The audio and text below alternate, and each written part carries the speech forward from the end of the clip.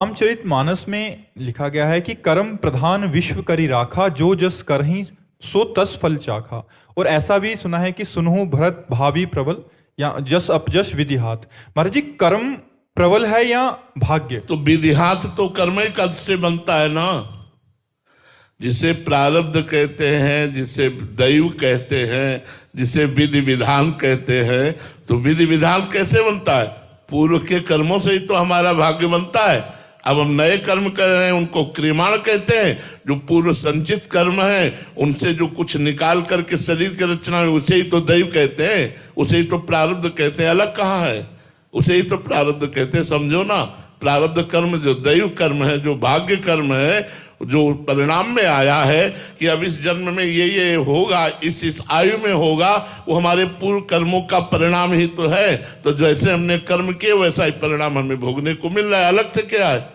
दैव प्रारब्ध कोई अलग चीज थोड़ी नहीं है। वो प्रारब्ध जो बना वो हमारे शुभ अशुभ संचित कर्म से निकाल करके जो मानव शरीर की रचना हुई, उसी से प्रारब्ध बना, उसी को प्रारब्ध कहते हैं। अनुजय धर जी डेनमार्क से। राधे राधे महाराज जी, आपके चरणों में कोटि कोटि प्रणाम।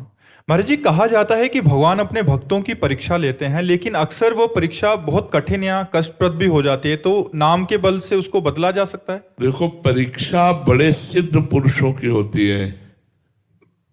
भगवान परीक्षा बच्चों की नहीं लेते हैं।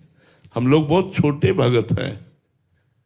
हम लोगों के सामने भाग्यवश विपत्ति और संपत्ति आती रहती है, परीक्षा नहीं होती। परीक्षा बड़े भक्तों की होती है, सिद्ध भक्तों के कि आरे चलवाए जा रहे हैं, आग में जलवाए जा रहे हैं, विष पिलाया जा रहा है। यहाँ का परीक्षा हो रही, यहाँ कहाँ परीक्षा? परीक्षा बड़े भक्तों की होती है, जो विश्व लेवल के भगवान के पूर्ण समर्पित भक्त होते हैं।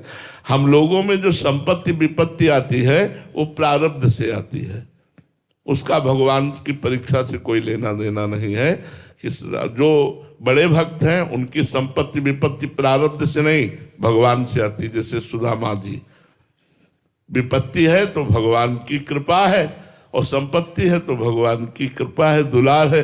दोनों में वो देख रहे हैं। अपने लोग जो अभी कर्माधीन है, वो कर्म से आती है, वो दैव से द्वारा प्रेरित है, वो भगवान के द्वारा। भगवान परीक्षा नहीं, भगवान बड़े भक्तों की परीक्षा लेते। हम लोग फेलियरों की परीक्षा क्या लेंगे? हम लोग तो फेलियर है ही। कौन ऐसे कह सकता है कि मैं माया से पास हूं?